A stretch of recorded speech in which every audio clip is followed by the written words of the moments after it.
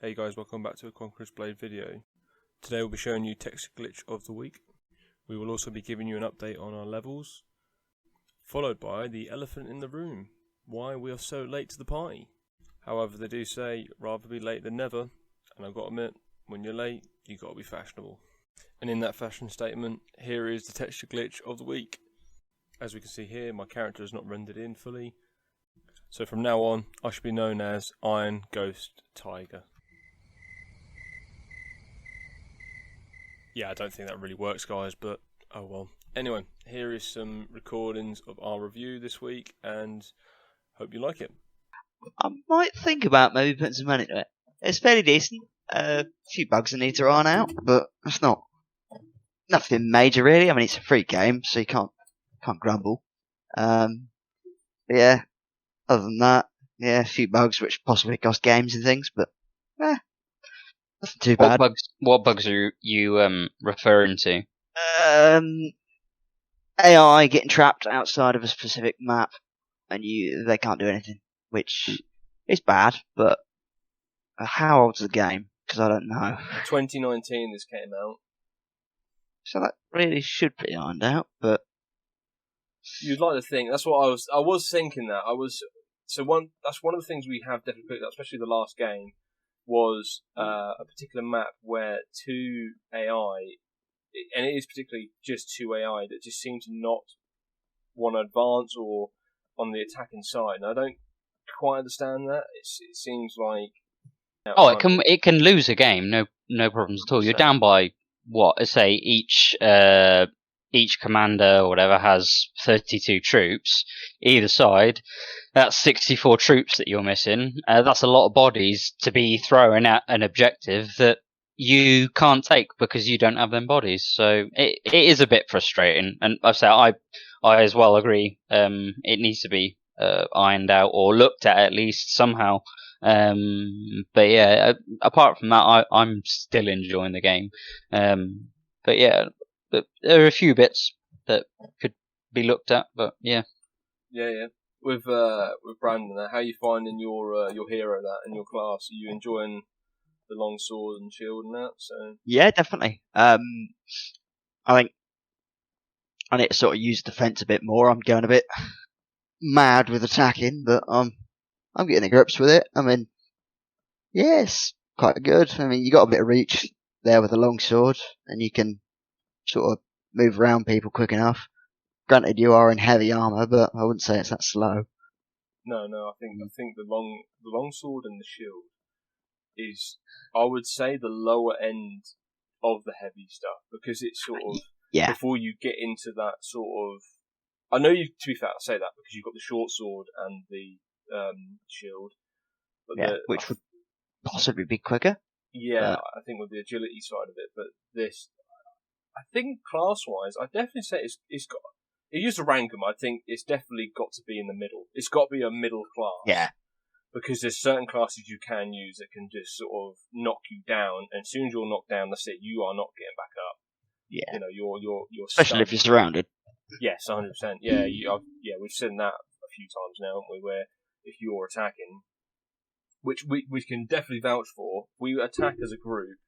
That does work. We can vouch for that because there is 2 games that we have had where we have strategically attacked at the same time, and that has given us the outcome that we wanted. However, there is a weird balance, isn't there, with the game of.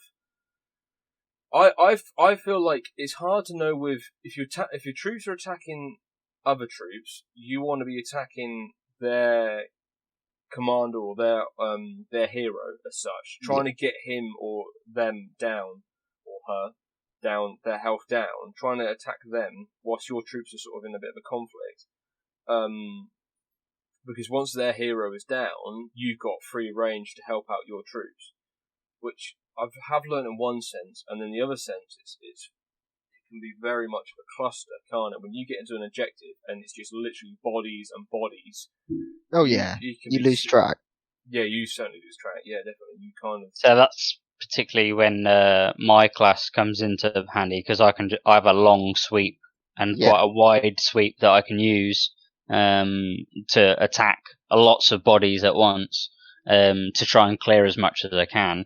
And with you saying, obviously, when we attack as a group, you've got 3 commanders and then 3 lots of units. So we find a lot of times when we're coming into little skirmishes, you're not getting 3 lots of commanders. It's like you're only getting maybe 2 or whatever. So we then get in the upper hand because like, I can focus on the troops whilst the other 2 are on the commanders. And then once I've dealt with all the troops, because obviously my troops, your troops are all going for theirs as well, then I can come in and deal some big damage to the commanders to then get them out of the way as quickly as we can. Yeah. I have seen as well is you got to keep an eye out for each other as well. Because there's times where like there was that one. Well, actually, there's a battle between me and Kieran that was chasing after one particular person, and they they had the musket, didn't they? And that I think so. Yeah. That does some damage. That does do some damage, doesn't it? As a class, and they are very what's the word? Because if you're agile enough, and if they get you that one shot, that's enough to actually put you back, so you get stuck or whatever it is, so you get knocked back, which gives them enough time to move out the way again, for them to reload, to then fire at you again, and you're like, hang on, like, and you're chasing them. Oh, was that the one on that big map where we were up on that wall? Yes. Yeah, because I ended up dying because it was like, I was trying to do a long strike and I couldn't get to them because they kept on moving back. Thankfully, there was 2 of us, because you only just got them, didn't you, I think? Yeah, I only just got them. But that shows how close or how much of a difference it can be with having 2 of you. Just it's a gang up game, isn't it? It is kind of like gang up, get them, and just taking them out. So because obviously the longer they die, or the more deaths that they have, the longer they're out the game. Yeah, and that's obviously more you can take advantage of. Say if you've killed, I don't know, 2-3 commanders 3 or 4 times, then. I think the maximum time that I've seen on my clock was something silly like, I think 45 seconds. And to sit there waiting for 45 seconds, you can do a lot in 45 seconds. I think I might have seen 54 seconds or something. Oh, right. In my own games, which was ridiculous and painstaking. It is. It's definitely one thing that you kind of don't want to be hit with, really, is it? It's one of those. It's a big handicap almost, which really it serves you right. If you can knock them out as early as you can, definitely. And it is, like we said, a gang up game where you've got to just hit them hard and just hope that it gets them out. And as soon as you've got that, you're capturing the objective, and then you're just moving on. But we're definitely seeing different tactics where we see some tactics where we think, oh, this is going to work, and then we then see other tactics where they don't. They just completely fail, and it's where we've got to sort of adapt and learn and realise what we're doing is not working.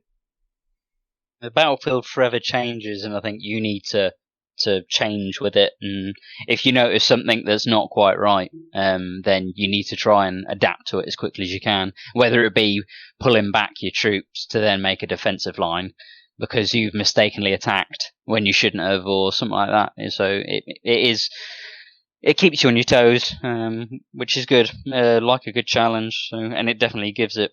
I'm looking forward to a game where we actually have no AI and we have 100% players. Yeah, no, that would be good. I think seeing a game like that will show and tell how different the game will play. Because yes, with how, and with that, and how with the game of growing anyway. Like I'm assuming there's players out there that are playing solely on their own, which which is again you can do this with. But imagine if you had a whole team of people that you're in a Discord chat, and you're going up against someone or a team of people that aren't in a Discord chat, or just the difference it'll have. Oh yeah, you can. It'd be like having a central commander. Yeah. And then you just say, right, you go around that side, you go around that side, you take the middle. Like it then, because you have them orders, it makes life a lot easier. Easier And we, tactically. yeah, we proved that in us three. Like, we've gone into battles where, right, I said, like, I'll have the archers, like Brandon has the spearmen, Taya has the shieldsman, and because we have that balance, we can then be effective because my troops can stay back, but I'll still go forwards with the infantry and do it like that, and it does work. So I'm just going to cut that video short. So I hope you found our gameplay review insightful. If you did, feel free to drop us a like. If you didn't, feel free to give us a thumb down and a comment on what we can improve. If you had the same issue with the 2 AI on that same map, feel free to drop us a comment on that and let us know your experience as well. So an update with the levels. Brandon started this on Saturday morning, finished this on Sunday evening, and he is now level 31. Myself and Kieran are at 47. So as you can see, we've made some steady progress. Now I'm going to end the video here and say thank you for watching.